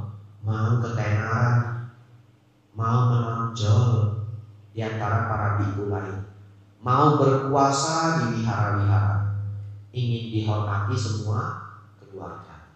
Ini kebodohan bagi seorang biku, numpang rekaman ya. Karena Bapak Ibu bukan biku. Entah kapan ada samanera yang mendengar ini, dia ingat ini, saya tidak boleh haus pada ketenaran, tidak haus untuk menonjol di antara para biku, tidak berpikiran untuk berkuasa di dalam wihara, tidak ingin dihormati oleh semua keluarga.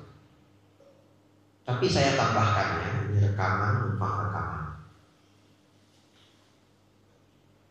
Tidak ingin berkuasa di dalam wihara-wihara. Jadi tugas biku yang baik apa? Berpikir memberi manfaat untuk wihara-wihara. Betul Bapak Ibu? Ya, memberi manfaat, bukan berpikir ingin berkuasa. Sama sekali bukan. Ingin menonjol di antara para biku, sangat keliru. Kalau dirinya pintar, apa yang dia lakukan? Membimbing teman-temannya, ya, ilmu dibagi, membimbing teman-temannya. Ingin dihormati oleh semua keluarga. Jawabannya, dihormati itu adalah efek samping. Efek samping dari apa? Dari dana sila samadipanya yang telah dikerjakan dengan baik. Betul Bapak Ibu? Ya, para biku kan juga berdana. Berdana apa? Berdana dharma. Merawat sila yaitu winaya. Menjaga ketenangan, jauh dari dosa loba-loba. Meningkatkan kebijaksanaan. Umat menjadi respect, itu efek samping. Ya, nggak usah dipikirkan. Ini untuk para biku ya, di rekaman ini, atau calon biku para samanera.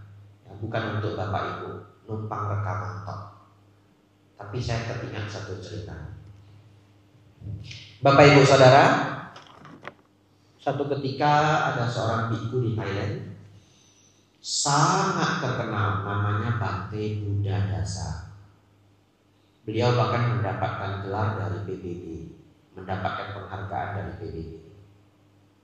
Sudah meninggal ya. Satu ketika beliau menerima gelar doktor dari universitas. Di Indonesia juga ada biku yang mendapatkan gelar doktor. Salah satunya Bante Panyawan, HC. Kalau Bapak Ibu ketemu dokter ada HC, itu dokter pemberian, gak usah sekolah. HC, honoris causa ya. Bapak Ibu Saudara, Bante Buddhadasa mendapatkan doktor HC yang ke-8. Yang ke-8. Lalu beliau memberikan speech pidato pakai bahasa Thai. Bapak Ibu mau bahasa Thai atau bahasa Indonesia? Lalu beliaunya ngasih anusasana atau speech begitu ya. Beliau bilang begini, orangnya sangat belak-belakan. Beliau orang Tionghoa Thailand ya, orang Tionghoa Thailand.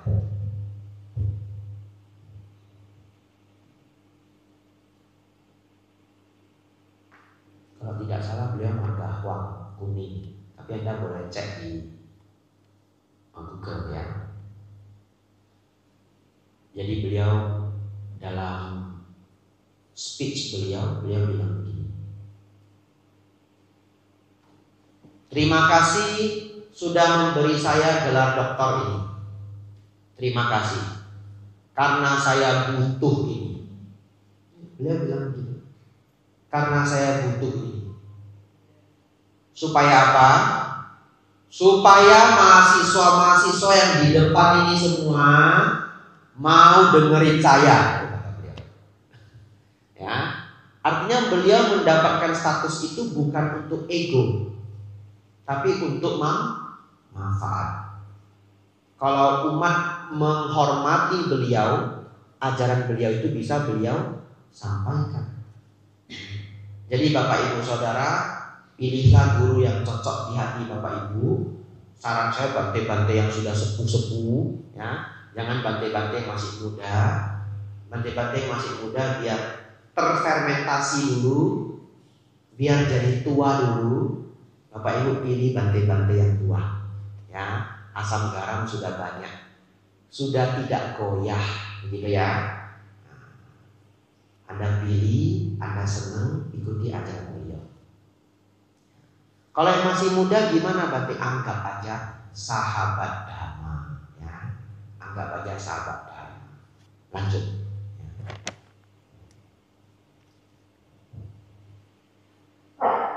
76. Panjang sekali ini. Sudah ada beberapa yang ngantuk Bapak Ibu ya. Semakin Anda ngantuk, semakin panjang malam terasa. Syair ke-60 ya. Malam terasa panjang bagi orang yang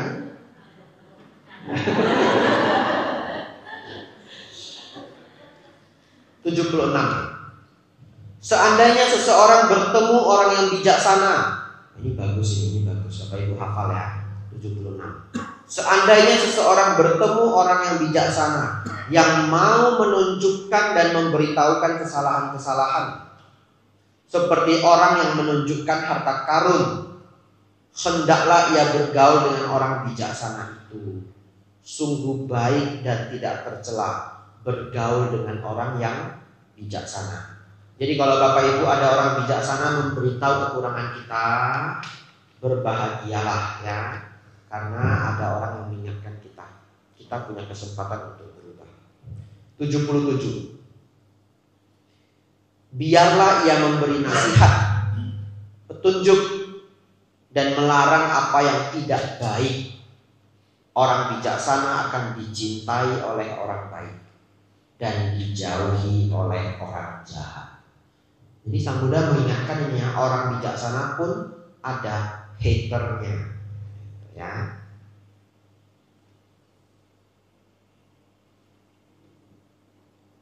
Tinggal satu, nomor 80. Mau pulang jam berapa Bapak Ibu? Jam 9, 15 menit lagi. Ada yang mau bertanya? Tidak ada? Bagus, ya, cepat pulang ya. Ada yang nanya? Baik, tidak ada yang nanya, saya tutup syair ke-80 ya.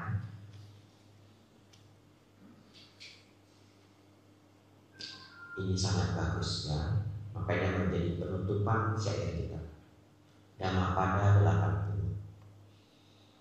Pembuat saluran air mengalirkan air, tukang panah meluruskan anak panah, tukang kayu melengkungkan kayu, orang bijaksana mengendalikan dirinya. Syair ke-80 Dhammapada. Bapak Ibu Saudara, mari saya ajak Bapak Ibu Saudara jadi orang bijaksana. Perjalanannya panjang, tidak segampang itu, tapi hadiahnya besar ya. Menutup ceramah Dharma malam ini, saya ceritakan satu kisah nyata. Sudah saya ceritakan ke beberapa wihara, hari ini saya ceritakan di sini ya. Bapak Ibu Saudara, saya tidak seberuntung yang Bapak Ibu pikirkan. Saya terlahir pemarah ya. Kemarin kita bahas pas makan ya. Kalau Anda terlahir sabar berarti beruntung. Terlahir senang berbuat baik berarti beruntung. Saya ada beruntungnya. Saya sangat senang berbuat baik dari dulu. Dari dulu. Persis seperti mama saya. Mama saya itu saking baik, orang gila yang ngumpul di rumah kami. Orang sakit jiwa beneran. Zaman dulu ya, waktu saya masih kecil, pemulung selalu parkirnya di depan rumah kami. Istirahat, cuci badan, ada selang di depan, ada air. Lalu mereka mau jam berapa? Dulu saya nggak ngerti loh. Sekarang saya jadi ngerti. Bagaimana kenapa semuanya ngumpul di rumah kami. Mama saya beneran baik. Sekarang saya baru ngerti. Karena dulu masih anak muda nggak ngerti. Jam berapa saja mama saya itu bisa diteriakin pemulung. Nyonya, nyonya. Mama saya keluar minta air. Beneran? Mama saya bawain air satu ceret itu. Mereka minum gini, nggak pakai gelas. Kasih temannya. Sekarang saya baru sadar. Mama saya sering loh, dia lagi tidur loh Bapak Ibu. Bangun loh dia. Nggak marah loh dia. Bawain air. Orang sakit jiwa datang Bapak Ibu. Dapat duit, dapat kue. Ngumpul semua di rumah kami. Lalu pernah orang gilanya saking seneng sama mama saya. Nyonya, kan kita akrab ya. Itu karena kita sama-sama gila. Gitu. Beneran. Lalu mama saya dengan baik hatinya bilang, iya kita sama-sama gila. Saya sering dulu gangguin mama saya. Entah apa jodohnya mama ini. Orang sakit jiwa di sekitar rumahnya ngumpul di tempat kami. Ada orang sakit jiwa lucu Bapak Ibu. Ini beneran, udah gak ketemu sekarang. Setiap hari datang ke rumah kami. Setiap hari. Ini saya belum jadi biku ya. Papa saya kasih gopek 500 rupiah setiap hari. Kalau datang gopek, minta gopek. Gopek banyak enggak Bapak Ibu? Bagi orang sakit jiwa yang banyak. Kenapa? Dia bisa beli nasi. Oh dia orang gila? Dia datang ke rumah makan pakai gopek itu apa aja dia bisa beli. Percaya enggak? padang, beli bang, gopek. Dikasih nggak dia nasi padang? Kasih. Dan saya nggak tahu kalau di Pekalongan, kalau penjual makanan di Medan itu hampir semuanya baik. Mau suku apa aja semuanya baik. Ya, saya masih percaya kalau Anda datang ke kota Medan beneran lapar, masuk ke rumah makan bilang beneran saya nggak ada uang, boleh nggak makan dulu? Kapan-kapan saya ganti, dikasih makan. Ini kepercayaan saya. Jadi orang sakit jiwa gopek nih, dapat nasi. Dia pengen makan apa coba? Mie pangsit, gopek kasih. Kalau nggak mau dikasih gimana? Duduk dia di sana. Nah, yang punya rumah makan gelisah juga. Bapak Ibu mau makan mie pangsit, nampak ada orang sakit jiwa di depan, balik nggak Bapak Ibu? Balik. Ini gopek. Lalu Bapak Ibu Saudara, pernah bapak saya nggak sediain gopek, datang dia minta gopek, kasih 1.000, ngamuk dia Bapak Ibu. Nggak mau dia 1.000, maunya gopek, sakit jiwa betulan. Sudah teruji dia. Lama loh di dekat rumah kami, lama loh ibu itu. Ya, saya dengar sudah meninggal, atau mungkin sudah lari entah kemana. Bapak Ibu Saudara, saya kok jadi cerita ini? Apa backgroundnya saya jadi cerita ini? Oh cerita. Jadi orang bijaksana Bapak Ibu ya. Ya baik. Jadi saya cerita, saya lahir kurang beruntung. Saya pemarah, ya pemarah. Dulu ngobrol dengan orang tuanya yang bisa begaduh, kalau bahasa Medan, bisa begaduh. Lalu saya belajar Dharma. Senang baca buku Ajahn Brahm, buku Ajahn Chah, terbitan, buku-buku terbitan Eipasiko, banyak yang saya baca. Pergi ke wihara Masampati, nyari perpustakaannya, pinjam buku, bawa pulang ya. ITBC di kota Medan ada ITBC ya. Indonesia Theravada Budi Center. Cari buku di sana, sering ada buku gratis. Ambil, baca. Ke Gramedia, buku yang bayar, beli. Bahkan karena teman saya tahu saya suka baca buku Dharma, ulang tahun saya dikasih buku Dharma 1,5 tahun. Satu ketika pagi-pagi Bapak Ibu, saya sudah kemejaan mau pergi ke kampus. Biasanya saya kuliah malam. Saya kuliah malam, pagi kerja, malam kuliah. Saya sangat suka bekerja, workaholic, senang, memang senang, ya memang sangat senang. Nah, jadi waktu itu saya dapat kelas pagi, biasanya karena ada kelas yang ketinggalan atau apa saya lupa. Udah kemejaan, udah rapi semua Bapak Ibu. Lewatlah saya, naik motor, pakai helm, jalan. Di kota Medan ada kebiasaan warga senang nyiram air paret ke jalan. Di Pekalongan ada nggak? Ada juga ya. Jadi pagi-pagi Bapak Ibu Saudara, saya naik motor, ada penjual warung kopi, dia lagi nyiram air paret, disiram ke jalan. Ya, untuk apa kalau ada yang penasaran? Supaya debu tidak terbang Bapak Ibu. Ya, tapi itu nggak pinter Bapak Ibu. Sekarang yang terbang apa? Bakteri dan virus kuman. Ya, saya mending milih debu daripada bakteri virus kuman. Ya, tapi ya sudahlah. Bapak Ibu Saudara, saya lewat Bapak Ibu, ibu atau bapaknya sepertinya ya, dengan penuh semangat dia siram, saya lewat Bapak Ibu, kena saya semua, satu badan loh, airnya hitam loh, yang kental-kental itu, beneran. Untung saya pakai helm, kalau nggak mungkin. Untung saya pakai helm. Ada full, ada half face tapi saya tutup gitu. Ya, kalau enggak bisa tak ceritain rasanya. Tapi karena saya nggak makan, saya nggak tahu rasanya. Ya,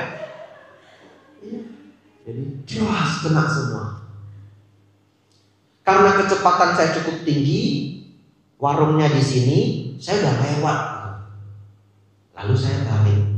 Ya, begitu saya balik Bapak Ibu, Suami istri berdua langsung lari ke depan. Bang, maaf bang, maaf. Beneran. Anjali mereka Bapak Ibu. Bukan Buddhis mereka. Dan belum masa Covid. Ya, kalau masa Covid orang kan pinter anjali. Jadi itu udah kayak gestur yang kayak maaf, beneran maaf, semaaf-maafnya. Udah anjali mereka.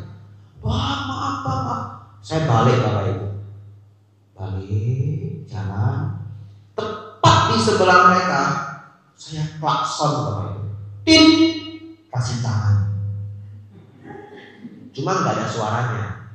Kalau ada suaranya, tin, ora popo. Gitu ya? Iya. Tin. Anda tahu nggak? Suami istri itu wajahnya itu bengong, bingung, diem. Karena mereka udah siap-siap mau dimarahin. Dan kalau di kota Medan itu di jalanan itu bahasa kasar sekali loh Bapak Ibu. Kebun binatang keluar loh Bapak Ibu. Saya nggak tahu loh kalau di Pekalongan. Kami sudah terbiasa beneran. Kadang mau senggol nggak sengaja nggak kena. Duar sudah keluar kebun binatang. Saya nggak enak kalau saya keluarkan. Ada rekaman TikToknya ini. Jejak digital. Oh di Medan bahasanya kasar Bapak Ibu. Duar keluar. Kita sudah terbiasa ya. Sudah terbiasa. Saya sudah siap-siap nih. Ternyata tidak ada kebun binatang yang keluar Bapak Ibu. Tin orang. Suami istri bingung mereka berdua. Bapak Ibu tahu, saya pun bingung. Iya. Saya naik motor terus pulang begitu. Kok saya nggak marah ya? Beneran saya bingung. Lalu saya mikir, apa yang membuat saya nggak marah? Tapi sebenarnya saya nggak tahu kenapa saya nggak marah. Karena kan yang namanya respon itu kan cepat sekali, betul ya? Kenapa badan saya memutuskan tidak marah? Tapi setelah saya renungkan berulang-ulang sebelum pulang sampai ke rumah, kesimpulan yang saya buat adalah karena saya memahami mereka tidak sengaja. Karena dalam hukum karma itu yang menentukan karma itu terjadi adalah cetana, niat kesengajaan. Ya, jadi konsep dharma itu sudah melebur di diri saya. 1,5 tahun belajar buku dharma. Jadi saya mungkin respon tidak marah itu karena benar-benar tahu orang itu tidak sengaja. Sampai sekarang Bapak Ibu, kalau orang sama sekali tidak sengaja, saya sama sekali nggak ada kesalnya. Sama sekali nggak ada kesalnya. Tapi kalau orangnya sengaja, bisa muncul kesal yang terus akan langsung saya redam. Ya toh? Tapi kalau orang tidak sengaja, saya nggak pernah kesal. Bapak Ibu Saudara, itu kesimpulan saya. Terus pulang Bapak Ibu, manggil orang tua, Pak, Mak, gitu ya. Bapak saya keluar. Lu cumi lu kok aneh-aneh. Oke. Lah nggak bisa Jawa, bapak saya basa Jawa, boten mangertos, ya. Ngertinya kok kian. Kenapa kamu kenapa gitu? Saya dengan tenangnya jawab, terkena siram air paret. Itu bahasa Medan gak ada imbuhannya. Kalau orang Medan ngomong, orang Melayu itu gak ada imbuhannya, itu khas Pekanbaru, Medannya. Kena siram air paret tuh. Terus gimana? Terus gimana? Papa saya panik Bapak Ibu. Terus gimana gitu? Ya mandi. Beneran? Ya mandi. Papa saya bengong gitu lihat anaknya. Kena siram air paret. Slow, yang gak marah, kayak aneh gitu Bapak Ibu. Beneran? Jangankan papa saya bingung, saya juga bingung. Yang nyiram air paret juga bingung, semua bingung. Jadi semua tokoh di cerita ini bingung semua Bapak Ibu. Iya. Terus saya mandi Bapak Ibu, mandi, ganti pakaian, lanjut pergi ke kuliah. Tidak terlambat. Kalau saya berantem dulu tadi sama bapaknya, terlambat enggak saya? Terlambat. Oleh karena itu Bapak Ibu jangan percaya namanya hari sial. Jangan. Enggak ada yang namanya hari sial. Kalau sial sekali ya udah. Ya, hari sial itu kita yang buat. Hari itu tidak menjadi hari sial saya. Paginya saya sial. persiram air pahit. Ada pahit kayak gitu. Ya kan? Udah. Ke sekolah lancar, kerjaan lancar, semua oke. Tapi saya yakin kalau tadi saya berantem sama bapaknya, bisa aja saya ditonjok misalkan, atau udahlah nggak ada yang tonjok-tonjokan. Tapi saya yakin pulang ganti baju pergi kuliah lagi telat saya Bapak Ibu.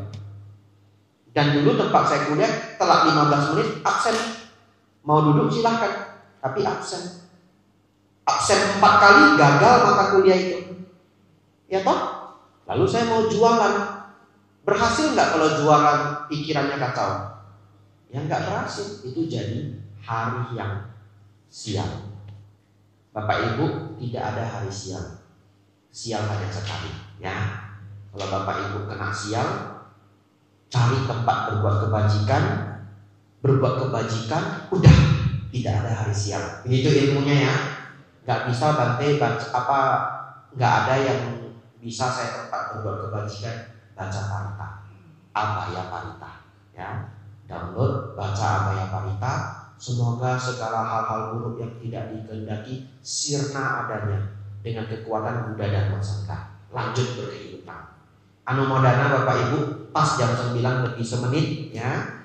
Bapak Ibu sudah belajar sangat banyak Dhammapada, cerita-cerita supaya Bapak Ibu semangat. Semoga Bapak Ibu terinspirasi. Sampai santa bhavantu sukita. Semoga semua makhluk hidup berbahagia.